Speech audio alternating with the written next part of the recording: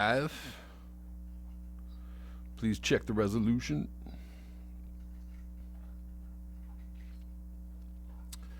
Check the resolution. Hello, do we have a picture? Okay, we do. Hey guys, how's it going? It's 11:04. Sorry, I had some technical difficulties. Otherwise, I would have been in here earlier. When I first started my software, I had no picture, just a black screen. And what kind of fun would that have been? No fun at all. How you doing, everybody? Everybody's here. Kind of just getting everything warmed up. My live chat seems to be frozen. Do you guys have an echo, or am I?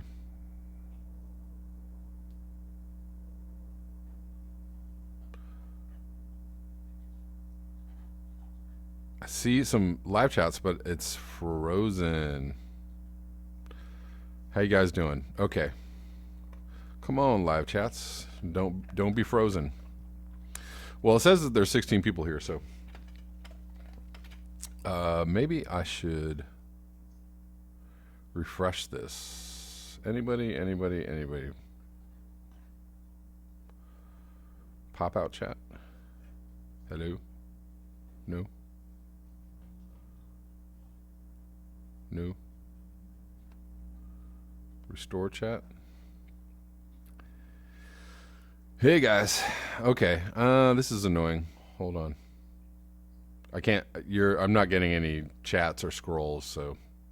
Boo. Hold on 1 second.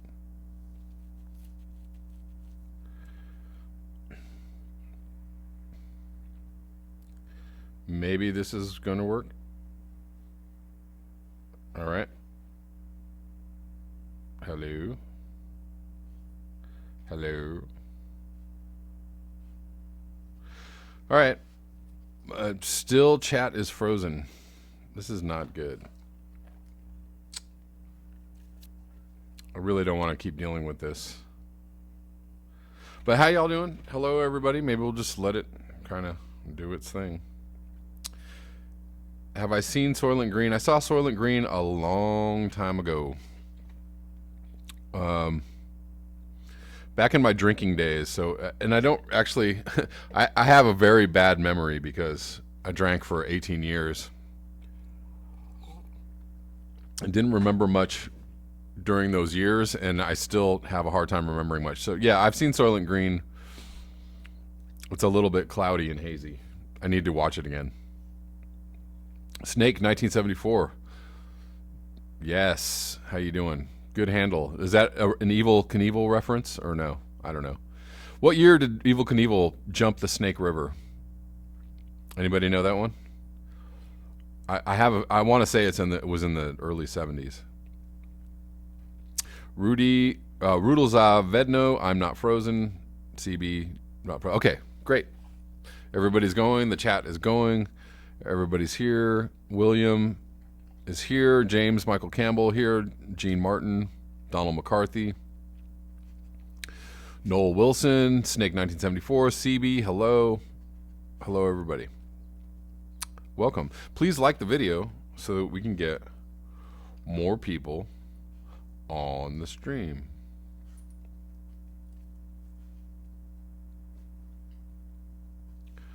Obioma Fashion says, is it hot in your area think it is due to methane release around the world? It's actually not hot here. It's quite cold. It's in the 40s. It rained. It rained all night long last night, very, very heavily. We got a ton of rain. In fact, there are some flooding situations going on in Los Angeles here and there. Los Angeles not known heavily for its flooding. Actually, it's so cold. I live right next to a mountain range. It's so cold there is snow on this mountain, and this mountain range is very low. So it is very rare that we get snow on these mountains. Probably every few years we might get snow. Yeah, it's cold.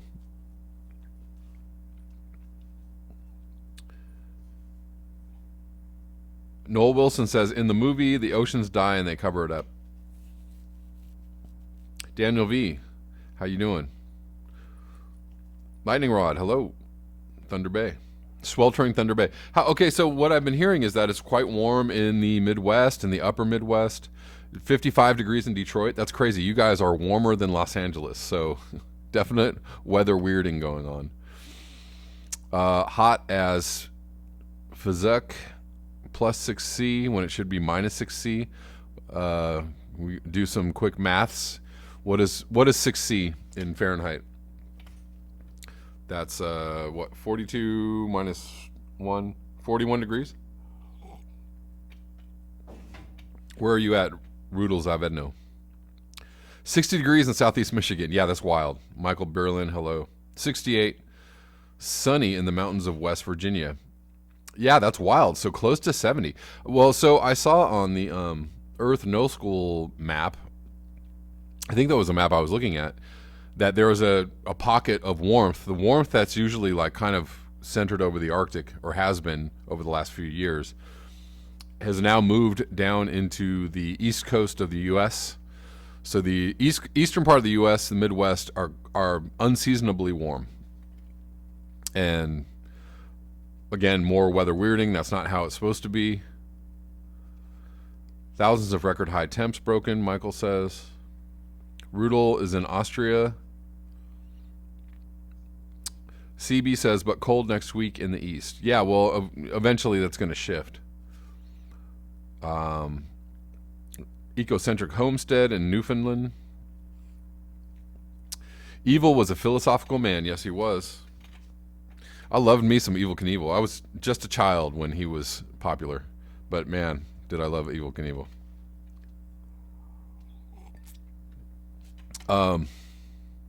Happy Boxing Day. That's right. Day after Christmas, otherwise known as Boxing Day.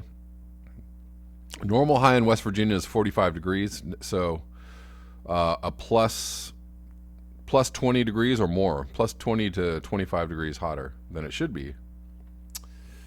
Is that right? Is my math right? Yeah. Welcome, everyone. Hello. Come on in, like the video. Human, hello. On September 8th, 1974, with much media fanfare, Daredevil Evel Knievel tried and failed to leap the mile-wide chasm of the Snake River Canyon on his specially engineered rocket motorcycle. So, it was 1974.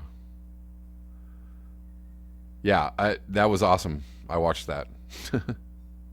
I used to watch everything Evel Knievel when I was but a wee lad. 1974, I was 7 years old. And that was prime Evel Knievel loving age.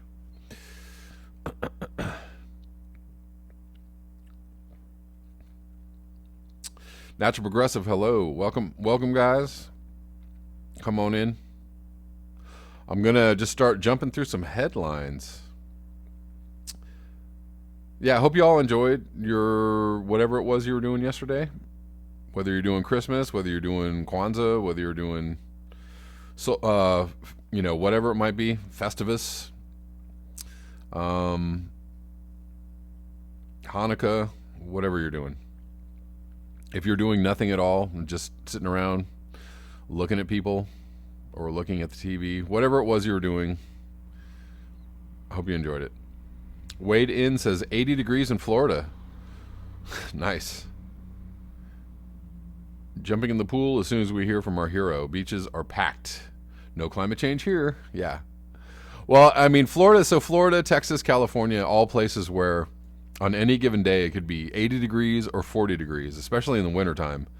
I mean, maybe not so much in the summertime, but California for sure. Like, it's like 42 degrees right now here. And most likely in the next week or two, we will be up in the 70s. Because it always happens that way. Daniel V says, when do you plan to leave the LA area, Kevin? Not a great place to be when civilization fails or falls. No, but I actually am. I'm stuck here for the moment. There's actually no way for me to leave at the moment. Without going into a lot of specifics, personal specifics. there's no way for me to go anywhere. So my plan is no plan or a bug out plan, which is if things start looking like they're about to get weird, I'm out of here. Tory Perjures, hello.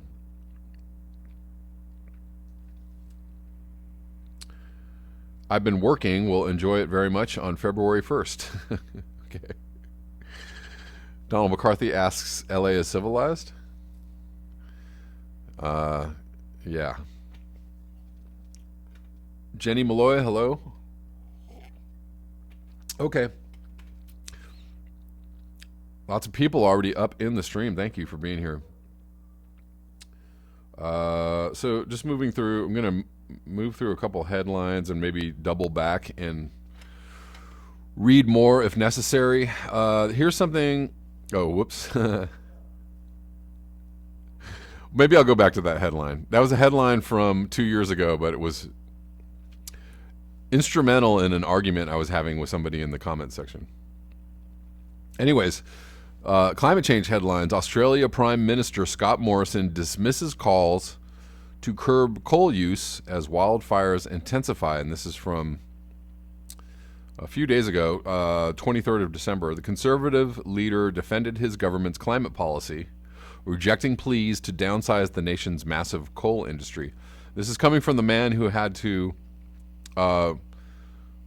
stay in the air for an hour because he couldn't land flying back from his vacation in Hawaii because the wildfires and the smoke had inhibited, had hampered the airport. So no climate change here, Scott Morrison says. No thank you. And this seems to be, just a common theme. There's a common theme with with conservative leaders around the world, especially the first world. We can call them, English-speaking, Western type governments. The U.S., now Boris Johnson in Britain, Scott Morrison in Australia. Just,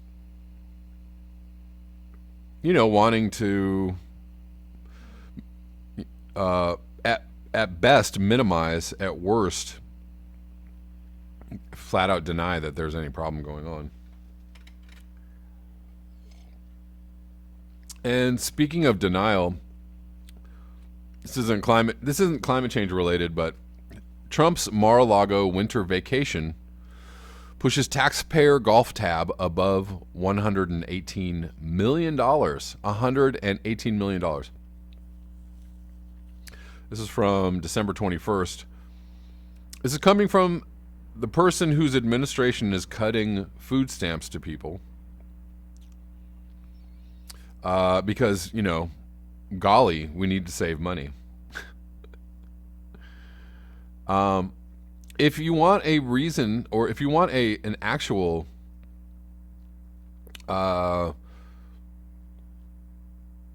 reason to impeach Trump or hold him accountable for, crimes, things that are against the law, things that are illegal, there's a thing called emoluments, which states that you cannot profit from your position of, president, public servant. So taxpayers are picking up this tab, and he is spending it at his own resort. It's basically paying himself. The taxpayers are paying Trump to go golf. That's what's happening. Which is illegal. That's illegal. That's against the law. There are laws against that. Very easily provable because it's flat out in the open. Some people have theories as to why the Democrats are not impeaching him over the emoluments clause, and it's because it would draw attention to their own corruption. So, corruption everywhere, corruption all over the place. But messed up nonetheless, especially because people can't get health care, people can't get food, people are sleeping on the street. Homelessness is an all-time high. And yet we have $118 million to give basically the president to go golf. Moving on to another headline. This is I saw this. I got this from a tweet. I can't remember who tweeted it. Ability of regrown Amazon forest to combat climate change vastly overestimated, study suggests. So what they're saying is areas of the Amazon rainforest that have been deforested or that have gone down due to fire. They're saying that, I guess there was a case being made that the regrown areas were sucking up carbon, and that these regrowing areas or regrown areas are not sucking up the carbon that they thought they should. The capacity of regrown areas of Amazon rainforest to draw carbon dioxide from the atmosphere and combat climate change may have been vastly overestimated.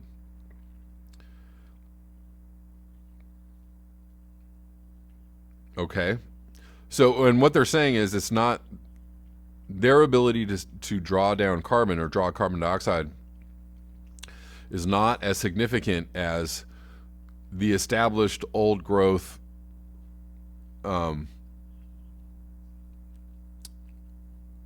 the Amazon forest, the intact Amazon forest as it has been known, for centuries. That was far better.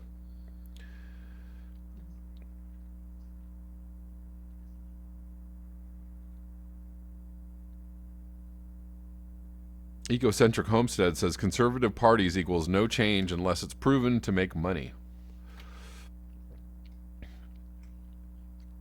CB Unglesby, and that money mostly goes to him. Exactly. It's his resort. Keep on liking the video, guys. Let's get some more folks in here. We got a good number of people watching already. That man is all about money. Trump, the art of the deal. Of course, yeah. He is the quintessential American business person, which is, it's, deals, it's investment opportunities, et cetera, just, get people to, give you a bunch of money to start a business. It doesn't really matter if it succeeds or it fails or whether it turns a profit. You just have all this money, kind of, a big money exchange going on. And you skim here and there. Some things are successful. You make a little coin. It's really all about, the circulation of the money in your books.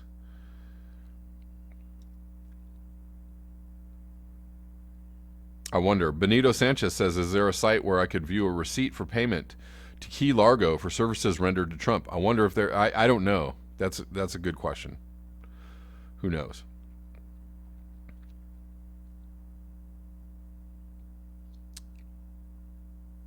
Michael Berlin says... Byerline says 60 plus degrees in the Midwest.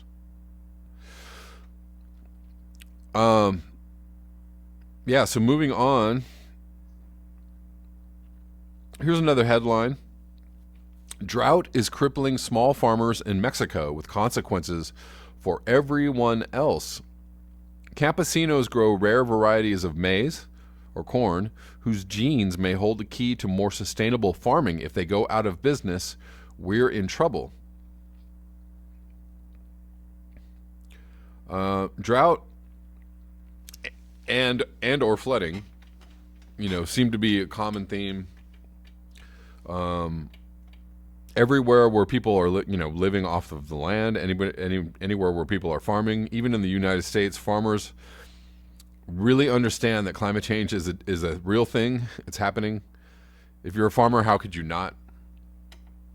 And they're rightfully scared. Talk with farmers in Mexico. They will tell you they're already feeling the brunt of climate change. So persistent heat and meager rainfall are drying out the land, posing a significant challenge to indigenous small farmers in southern states like Oaxaca, Chiapas, Quintana Roo. Complicating matters, these farmers called campesinos often lack access to irrigation either because they don't live near lakes, rivers, or other sources of fresh water, or because they can't afford to build irrigation systems.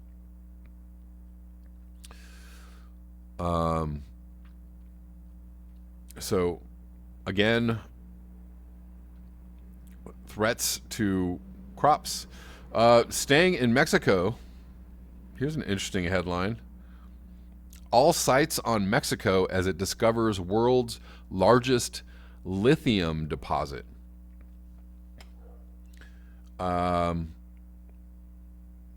Any bets on Mexico needing to get some freedom soon?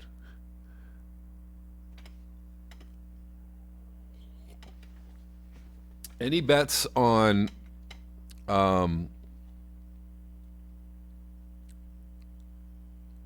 huge protests erupting in cities around Mexico, claiming that the leftist leader AMLO is just bad. He's a bad person, so we got to get him out of there. Or maybe something happens to AMLO. The largest lithium deposit in the world were discovered in Mexico. The report indicates that the lithium mine located in Sonora is the largest deposit with proven and provable reserves of 243.8 million tons, containing 4.5 million tons of lithium carbonate equivalent. Construction of the mine was first announced by Sonora Governor Claudia Pavlovich in May 2018. So this is kind of old news, and is expected to be completed in the first quarter of 2020. When is the date of this actual article? This is December 13th, 2019. Production capacity in its first stage of operations is expected to be 15,500 tons per year of lithium carbonate. Well, I guess as long as, the corporations that want it can buy it, I'm sure everything can just chug right along as normal in Mexico. Maybe no need for freedom, as long as the right people are getting their hands on the goods. I suppose Mexico would have to nationalize the industry, or just say, no, we're gonna take over these deposits. We're gonna take over these deposits and sell them to the highest bidder. Moving on to another headline. This is from December 24th, 2 days ago. Japan mulls methods of discharging Fukushima plant's radioactive water. So if you thought the Fukushima thing, the saga was over, it is still going, still ongoing, just not very well covered by the news. It's been going on for 8 years now, and you don't see, news sites going, hey, this is still happening.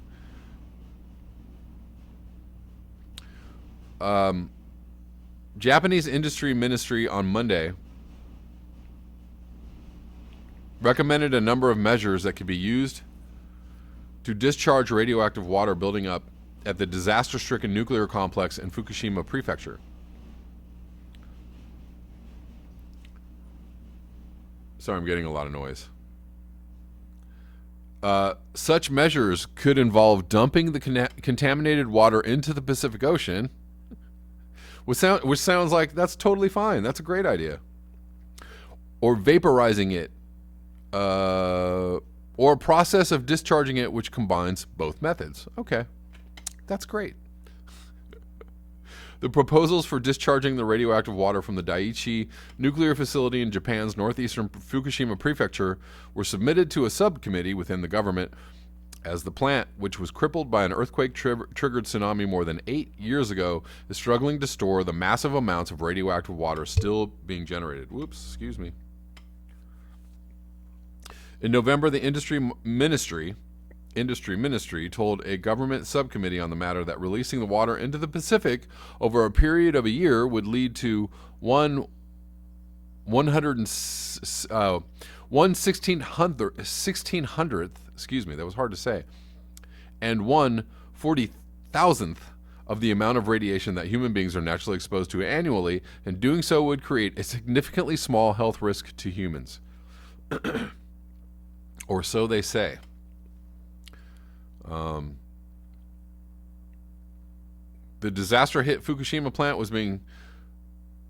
has been storing water that has been used to keep the cores, which have undergone meltdowns since the plant was hit by a massive earthquake-triggered tsunami in March 2011. Okay. Moving on. This is a frightening story out of Canada. December 20th, 2019. Exclusive. Canada police prepared to shoot Indigenous activists.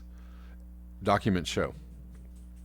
Notes from strategy session for raid on Wet'suwet'en Nation's ancestral lands show commanders argued for lethal overwatch, quote unquote. Canadian police were prepared to shoot Indigenous land defenders blockading construction of a natural gas pipeline in northern British Columbia, according to documents seen by The Guardian. Because dang it, we really need those gas pipelines. And these people are in the way. I mean, we might just have to shoot them. The fuck?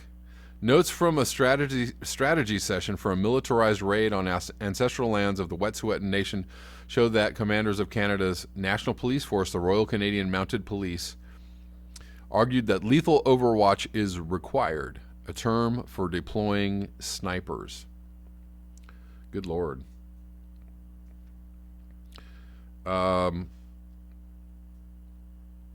And still, the headlines keep on coming.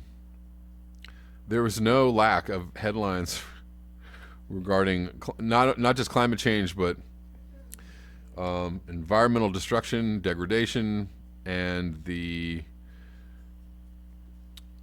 ways and means in which those in power have to keep this going. Thanks for the super chat, Natural Progressive. Thank you. I appreciate you so much.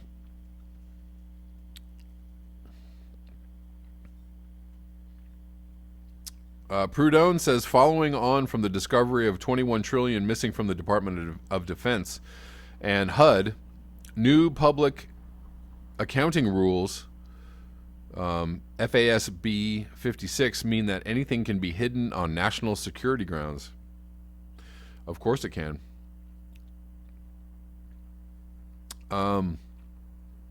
What is a woman's name again? I can't remember her name. Catherine Fitzsimmons, or I can't remember her name right now, but I really like her work regarding, all these trillions of dollars being sucked up into like black projects and like a breakaway civilization. It's very interesting. It's an interesting theory. And what's her name again? Anybody.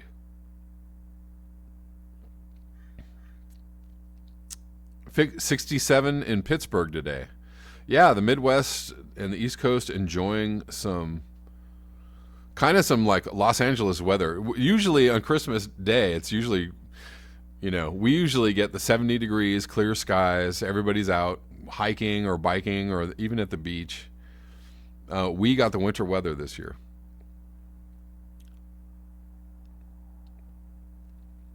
Mexico needs democracy now.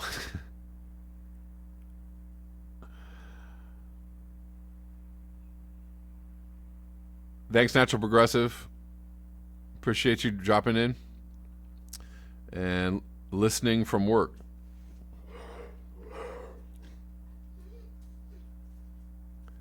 Prudhomme says, yet another Kevin Spacey sex accuser has died mysteriously. Uh-huh.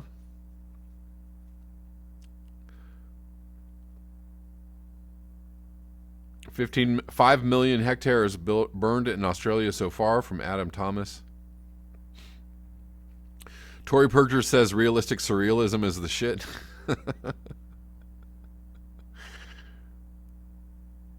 Uh, all right, lots of people on this live stream today. Good to see y'all.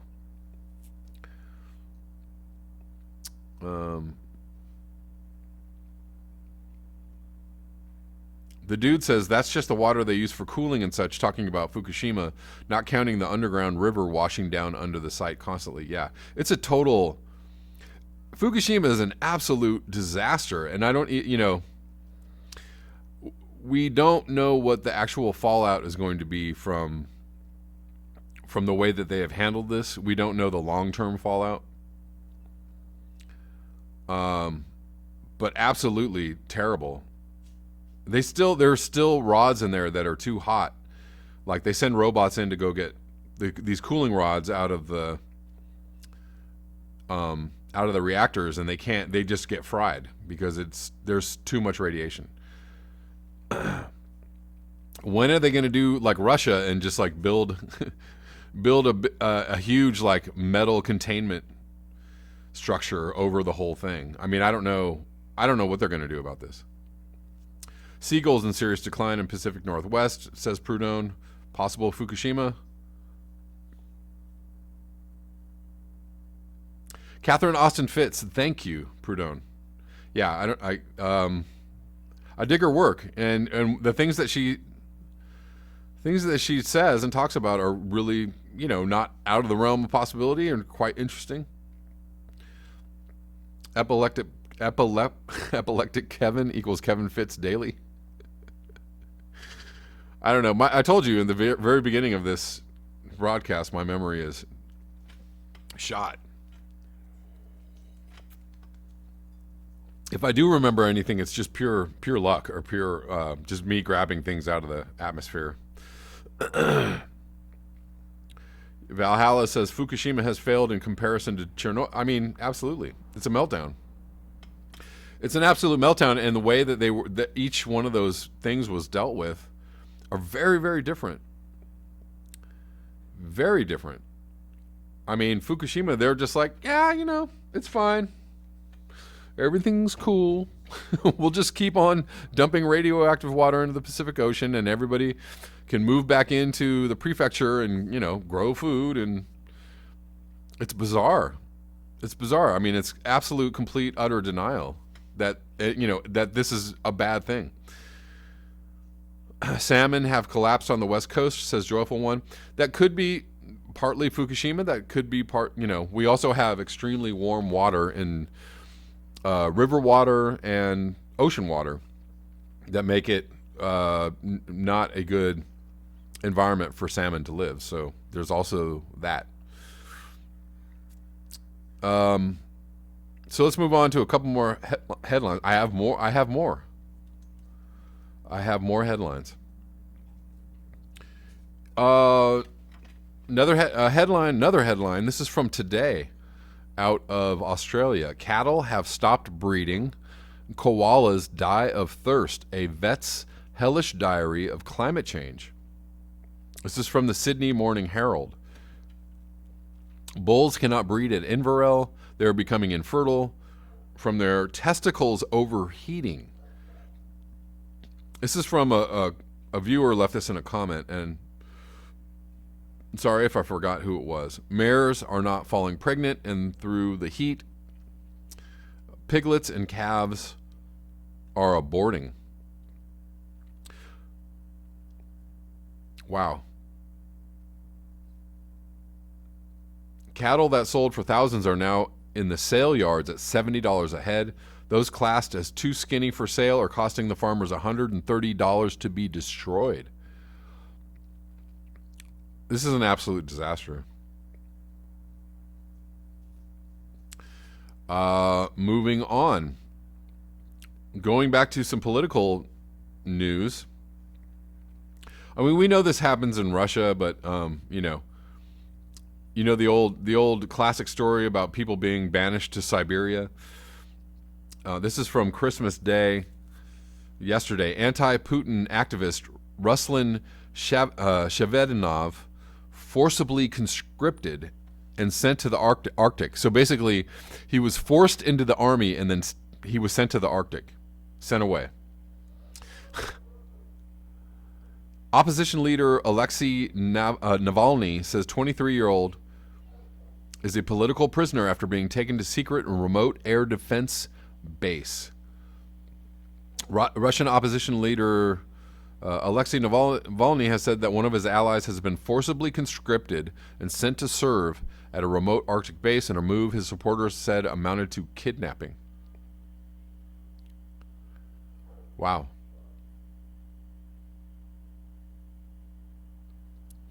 Yeah, I mean, you know, Russia is not the freest of societies. They, you know, do jail and sideline, among other things, vocal opposition. Another headline out of Michigan: green cancer-causing slime oozes onto Michigan highway. Motorists traveling on Interstate 696 in Michigan caught a peculiar sight on Friday when a mysterious green slime oozed onto the highway from a retaining wall, according to the New York Times. Well, let's read this whole thing. Authorities blocked sections of the highway in Madison Park, a Detroit suburb, while hazardous material cleanup crews worked to contain and remove the material. The Michigan State Police tweeted on Saturday that the green slime was a cancer-causing chemical, hexavalent chromium, which was leaking from the basement of a local business, as CNN reported. "It's a serious situation," said Jill A. Greenberg, a spokeswoman for the Michigan Department of Environment, Great Lakes, and Energy, said on Sunday. As the New York Times reported, clearly the site needs to be cleaned up. However, she added that the cleanup crews seem to have the situation under control. They seem to. And she said there's no imminent threat of air or drinking water contamination, because she just, she said so. Because it seemed that there wasn't, it seemed that way. The contaminated water is migrating underground and working its way to the freeway, she said, as the Detroit Free Press reported. This is also the state that includes Flint, Michigan, who's also handled a toxic situation in the worst way possible. Hexavalent chromium is the cancer-causing manufacturing compound that the Pacific Gas and Electric Company was accused of leaking and contaminating drinking water within Southern California. That story was made famous by the 2000 movie Erin Brockovich. The chemical is usually made during industrial processes like plating, and is a known carcinogen, according to the Occupational Safety and Health Administration, or OSHA. Hexavalent chromium damages the respiratory system, kidneys, liver, skin, and eyes, as CNN reported. The chemical was traced back to a pit in the basement of the local business Electroplating Services, Inc., whose owner was previously convicted of illegally storing dangerous chemicals in leaky containers. Oh my, according to the Detroit Free Press. It's always good when you read the whole article because, you find out some really interesting things. The chemical leaked down into the ground and found its way into a drain that emptied onto the eastbound side of the interstate. If the liquid had not been discovered, it could have ended up in Lake St. Clair, said Candace Miller, Macomb County Public Works Commissioner, as CNN reported. Yeah, it seems like they totally have it under control because this guy was convicted previously of storing dangerous chemicals in leaky containers, so they totally have it under control. The Environmental Protection Agency indicated that once the chemical came up through the drain, it froze into a yellow blob, police tweeted. As CNN reported, the plan to dispose of the chemical is to bring in a type of excavator, scoop up the frozen waste, and place it into a safe container. Solid. Cleanup crews were using a sump pump on Sunday to remove the hexavalent chromium from the pit, according to the New York Times. We have cleaned out the sewers and the clean-out drains between the facility and 696, said Greenberg, as CNN reported. We're also in the process of cleaning up the basement of the facility. The EPA teamed up with local authority. Are they going to be put out of business? Is what my question. Are these insane lunatics, are they going to lose their license and be put out of business? Pay a fine. Go to jail. Is any of this going to happen? The EPA teamed up with local authorities to determine that the liquid likely was groundwater contaminated with hexavalent chromium. Sample results from the site are expected this week, Greenberg said, as the Detroit Free Press reported. We are operating under the presumption that this is groundwater contaminated with chromium from historic plating operations, Greenberg said in a statement. State authorities shut down electroplating services, Inc. in 2016 for the imminent and substantial threat due to the mismanagement of hazardous waste. As Fox News reported, it was then designated, then designated a Superfund cleanup site. The company's owner, Gary A. Sayers, pleaded guilty earlier this year to storing hazardous waste illegally. As the New York Times reported, Sayers was sentenced to 1 year in prison and fined $1.5 million for the cleanup. And yet they are still operating. What is going on? The police announced that parts of the highway would remain closed for the weekend and asked drivers to be careful. Please use caution as there will be workers in the area. And a yellow blob. Police said that was comedy gold. Thank you.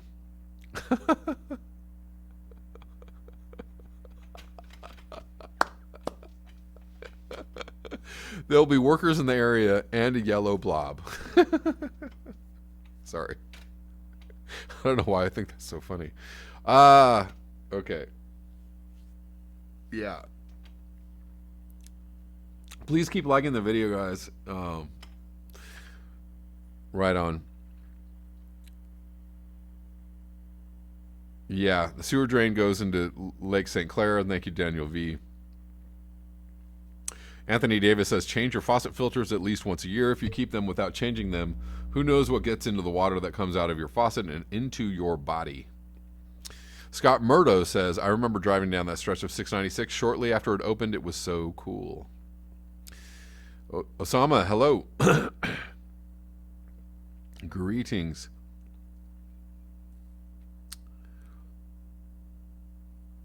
Daniel V says, nobody in Detroit cares about this happening. Everyone is ignorant. That's unfair to the people of Detroit, but yeah.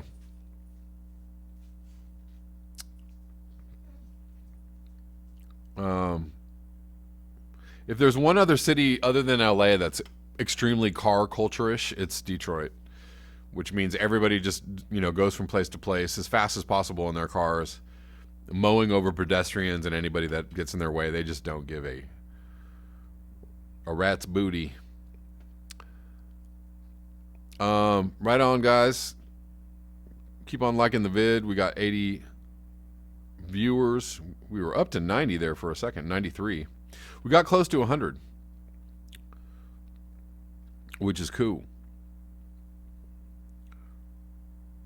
Merry Christmas, Osama. How'd you do? Hope yours was good. And then I wanted to kind of check out this Arctic News article from today as a way to kind of round out this live stream. This is from Andrew Glickson. Planetary arson and amplifying feedbacks. No alternative to CO2 drawdown. Meaning that the only way out is to somehow figure out a way to draw down CO2.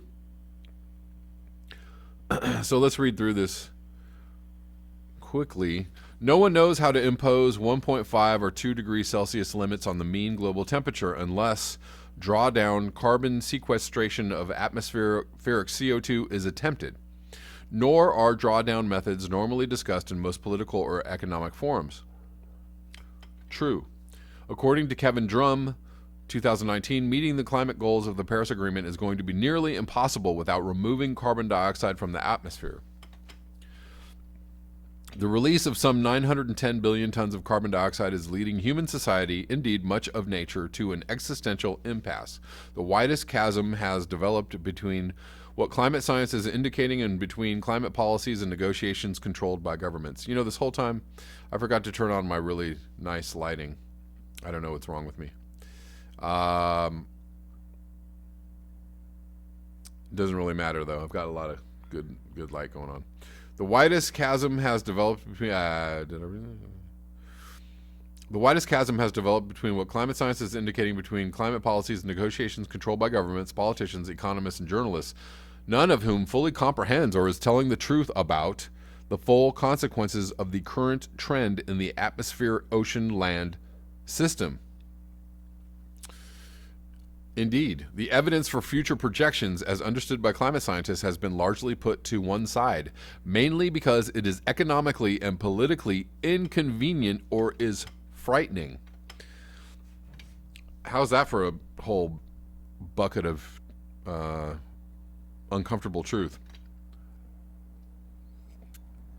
Reports from the Madrid Climate COP25 conference suggest negotiations focusing on emissions reductions are overlooking the evidence that at the current concentration of CO2, which have reached 412 parts per million and 496 parts per million equivalent, when the CO2 equivalents of methane and nitrous oxide are included, amplifying feedbacks from land and ocean are pushing temperatures further upward. This is driven by the replacement of sea ice and land ice and snow surfaces by open water surfaces, by methane leaks, desiccated vegetation, fires, and reduced CO2 absorption by warming oceans. Given the long atmospheric residence time of CO2 and the short lifespan of aerosols, attempts at CO2 drawdown are essential if complete devastation of the biosphere is to be avoided. The prevailing political and economic focus on international climate projects, conferences, and advisory councils is concerned with A. Limits on or decrease of carbon emissions from power generation, industry, agriculture, transport, and other sources. B. Limits on the current rise in global temperatures to 1.5 degrees Celsius and the maximum of 2 degrees Celsius above mean pre-industrial pre-1750 temperatures. However, no one knows how to impose these limits unless drawdown sequestration of atmospheric CO2 is attempted, nor are drawdown methods normally discussed in most forums. At the present, the concentration of greenhouse gases of just under 500 parts per million CO2 equivalent is activating, amplifying feedbacks of greenhouse gases from land, oceans, and melting ice sheets, namely further warming. 1. An increase in evaporation due to warming of land and oceans leads to further warming due to the greenhouse effect of water vapor, but also to increased cloudiness, which retards warming. The water vapor factor, significant in the tropics, is somewhat less important in the dry subtropical zones and relatively minor in the polar regions. 2. The melting of ice sheets, reducing reflective high albedo ice and snow surfaces, and concomitant opening of open water surfaces, heat absorbing low albedo, is generating a powerful positive warming feedback. Hudson, 2011, estimates the rise in warming due to total removal of Arctic summer ice as approximately 1 degree Celsius. 3. The release of methane from melting permafrost and bubbling of methane hydrates from the oceans has already raised atmospheric methane levels from about 800 to 1,863 parts per billion, which, given the radiative forcing of methane of 25 times that of CO2, renders methane highly significant. That's not double, that's more than double. That's two and a half times. As the oceans warm, they become, or something like that, 2 point something times. 2 and a quarter times. As the oceans warm, they become less capable of taking up carbon dioxide. As a result, more of our carbon pollution will stay in the atmosphere, exacerbating global warming. 5. Did I skip 4? That was just 4.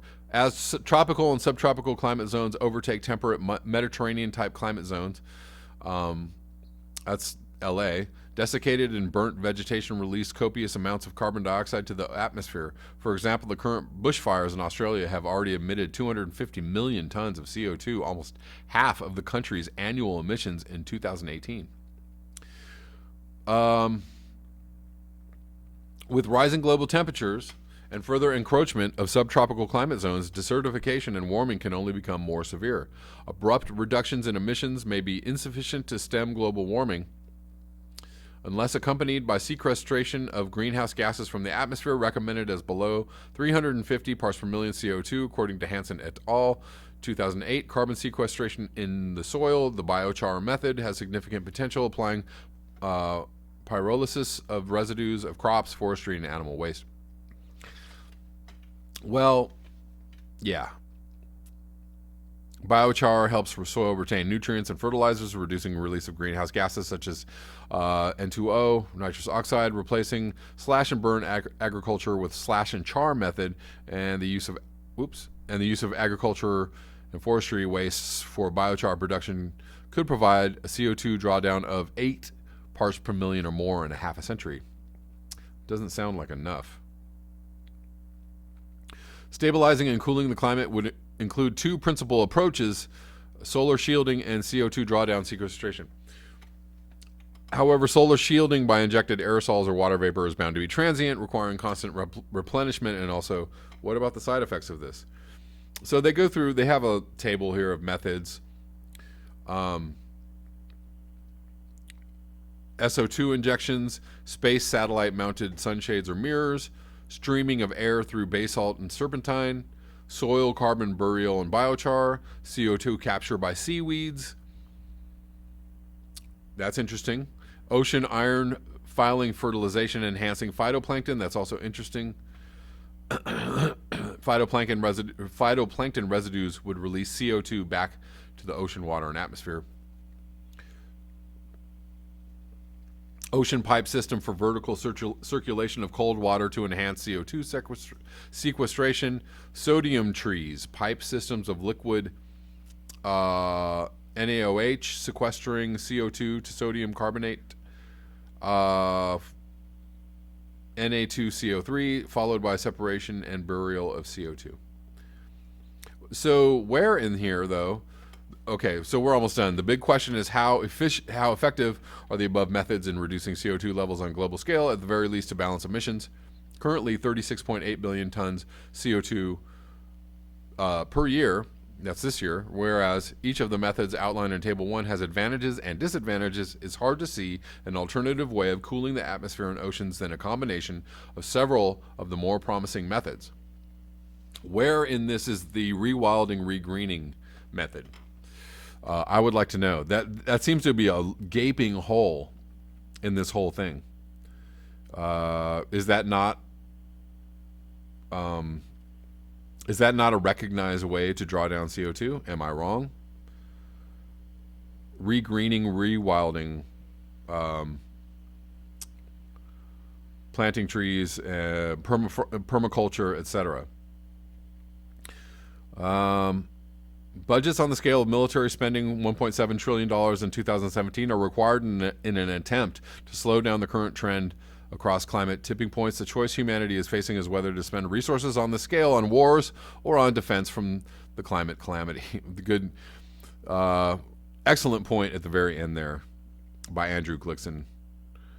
Yeah, we have entire budgets, military budgets, if put in the correct direction, could possibly stem the tide in a very real way. We won't know unless we actually do that. We can't actually do that unless we, nations of the world all agree, or that we have to believe science, and all agree that we're going to believe real science and not fantasy science, or not hopeful. Kid glove, we don't know science, or are we going to take the prediction seriously that we're in deep trouble and that we only have a very small window left to do something for real? That all might be lost. That's the science we need to actually believe. All might be lost, whether it's 5 years from now or 30 years from now. All might be lost. Right now is the time to take action. Anyways, good article from Arctic News, also somewhat infuriating.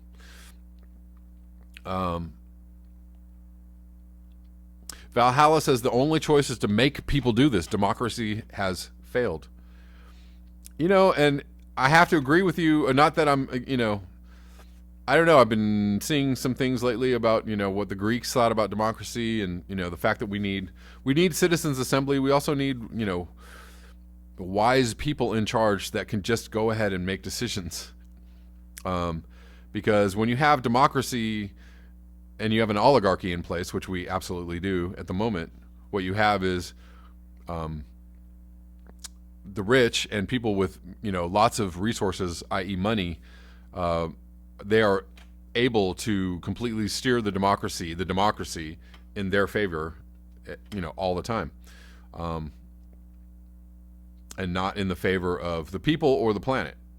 The people on the planet, their voice must be heard first and foremost, above and beyond, absolutely above corporations, those with money.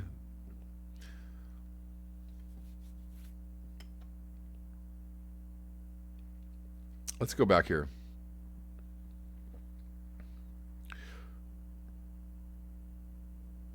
Prudhomme says lots of international sporting events in Japan recently. How long before young men and women start going down with cancer and other horrible illnesses?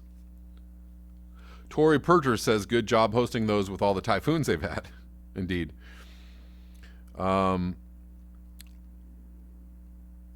Lakin Heidi M says, hi everyone, hello.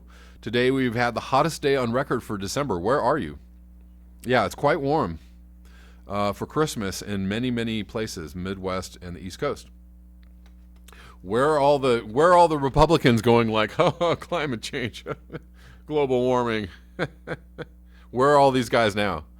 Where are all the newscasters going out and interviewing the Republicans who were, mocking climate change last year or the last couple of years?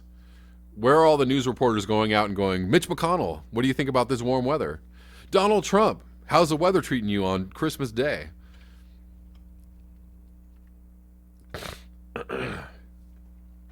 Because, that would be an obviously great story, right? To have, come on. Joyful One says, best female swimmer in Japan struggling with leukemia. Very sad. Prudhomme says, Tory Pergers, the Olympics are going to be a blast. Tory Pergers says, sorry, I'm so over these big events. Too much garbage generated. Absolutely. I no longer follow professional sports because it's just an absolute resource suck. It's an absolute carbon emitter. It's an absolute garbage generator. It's just,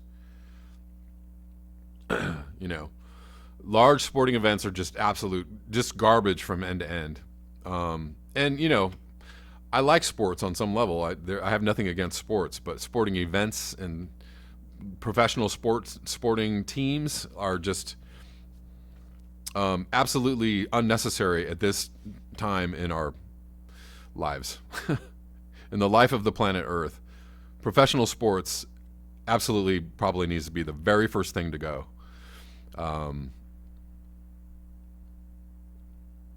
I'm a musician. I would add, huge festivals, all these, professional touring bands that are just crossing the globe every single day. Those guys should go too. Like, what the fuck are you doing?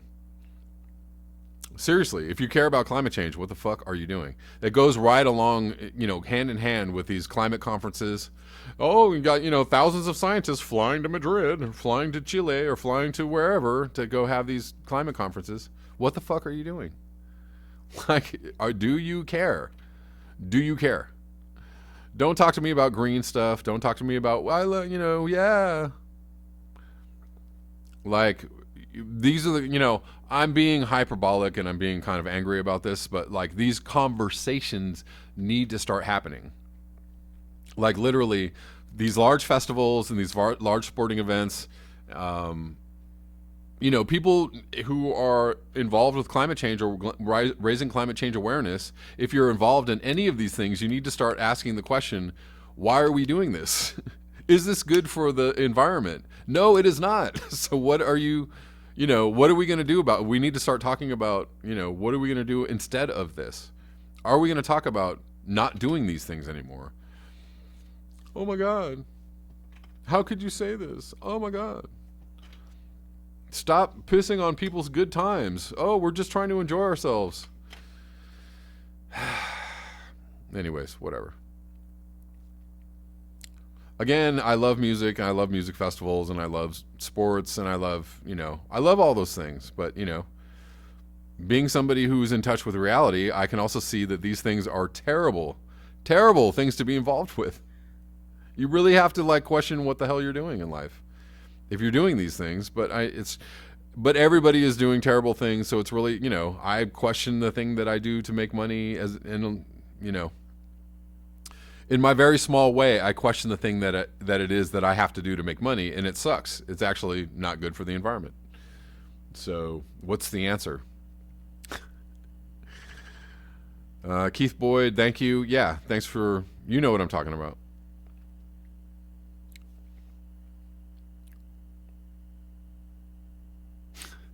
Prudone. Prudone asks, how will progressives react when men posing as women win all the Tokyo gold? Yeah, this is, we've reached peak. On many levels, we've reached peak identity politics, or peak PC-ness. Sorry. Not sorry. I mean, there are just some things that are starting to become kind of ludicrous. There are feminists saying like, hey, hold on. Maybe men posing as women is not a good thing all the time. Maybe it's an impingement on women actually being able to do the things that they want to do. And people are like, oh my God, how can you say that? Okie dokie. But, these are actual conversations that need to be had, not to say like throw out the whole idea, not to say like the entire idea should be shunned or banned or not talked about, but like conversations start getting real messy when you start talking about, Trump has a transgender ban in the military.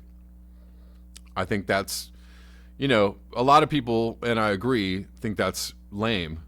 However, I don't believe, I think the military is generally an evil entity. So, like, I don't support anybody going into the military. So, like, I don't know. On some level, it's like, oh, everybody has a right to join the military and, be part of this thing that's killing the entire planet. Oh, I don't know what to support. It's just like it's a messy position. It's a messy thing to think about. I don't know what the answer is. Osama says pro sports are fixed. Sports are for keeping sheep asleep and distractive, says Joyful One. Yeah. CB Unglesby, baseball pitchers make $350 million contract. Yep. Indeed. So again, there's these unions that really like take care of these athletes, but the differential between the haves and the have-nots is still like pretty insane. And why do they need to make this much money? Like what? At some point you have more than enough money than you need to live your entire life very, very comfortably. Anyways. Going South says everyone has a plan until they're punched in the face. Mike Tyson, one of my favorite quotes. Proudhon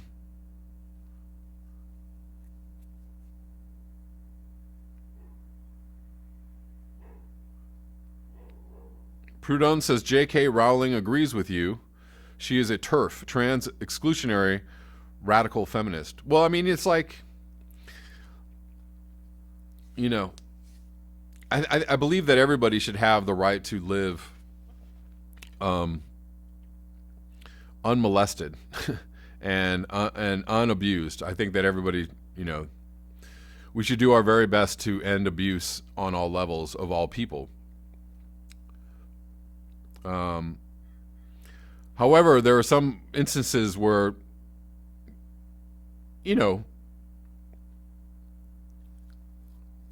your claim to have the right to do anything is sometimes crossing the line to abusing others, or just things are not always easily summed up in one silo of thought or one viewpoint or one sociological belief system. Valhalla says, I don't think you guys get it. Everything has failed. Greta admitted that everything has failed, so the outcome will be extinction.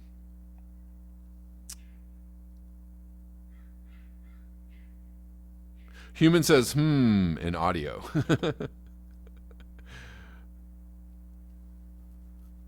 Yeah, Anthony Davis says, so far I see no transgender public bathrooms. Remember when this was breaking news? Well, no, I mean, I see them all over the place. They're just not, they're not transgender bathrooms, but they're just not gendered. Anybody can use whatever bathrooms. But, you know, if I send my daughter into a woman's bathroom, I don't necessarily want a trans guy walking in there. I mean, I'm serious. I'm sorry. Because I do send my daughter into a bathroom. I'm not going to walk into the woman's bathroom with my daughter. She can go in there and go by herself. But, like,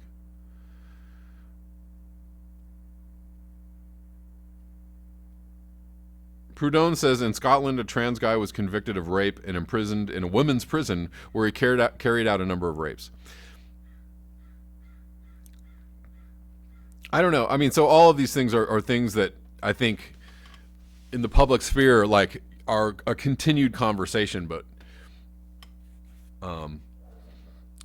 I see a lot of situations where political correctness is used as a weapon to silence people and or shield people who are doing terrible things, right? Like, you know, like Hillary Clinton, you know, wasn't a bad candidate because everybody that said she was corrupt and not a very good person was called sexist. So that's ridiculous because you're using identity politics to shield someone from scrutiny of their actual wrongdoings, right? You know, oh, she was just a really smart and really great together woman. Well, yeah, and you can say that about Republican politicians as well. Oh, they're just really great and, you know, really hardworking American people. Okay, but they're still corrupt. You know, would you say the same thing about Sarah Palin, which or what was her name? Michelle Bachmann, one of the Tea Party politicians, or, you know, are you willing to apply that to everybody? And the answer is no, you're not. So, are we going to look at people for the content of their character, or what? Anyways,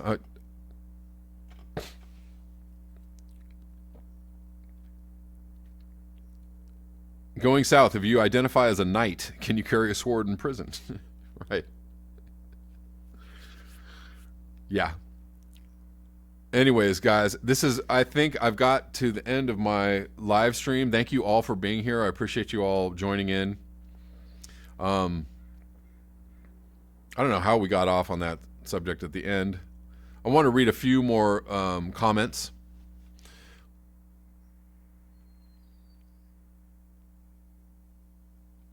Joyful One says, we know we are headed to extinction. We do know that, and soon. Michael Campy says, hey, Michael Campy, how you doing? Minimum wage for pro athletes, then it is just love of the sport. Well, it's weird because, I mean, I feel like, you know, pro athletes are engaged in profit sharing, right? These sports teams are making billions of dollars, you know, just so much money. And the athletes are the ones that are really making them all the money. So, but at the same time, it's like, why is this company making billions of money? These athletes are making millions and millions and millions and millions of dollars. And yet there are people homeless, you know, thousands of people homeless next to Dodger Stadium. I just don't get it. Donald McCarthy says, I still want Kevin to do a show where for 45 minutes he quietly intones "We Are So Fucked" in a darkened room. That sounds like a good time. You really know how to have a good time. Valhalla is right, Going South says.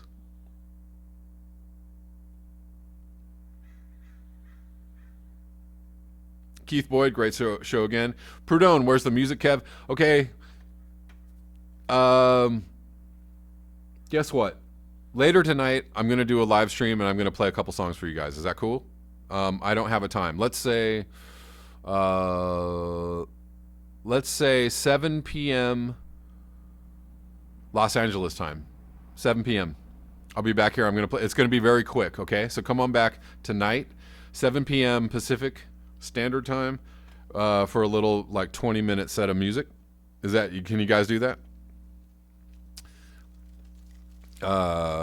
Hopefully, maybe you can. I don't know. We'll just kind of just do it and see what happens. If not, it'll go. You guys can watch it after the live stream, anyways. All right, guys, I'm going to get out of here. Thank you so much for tuning in. I appreciate your comments and discussion as always.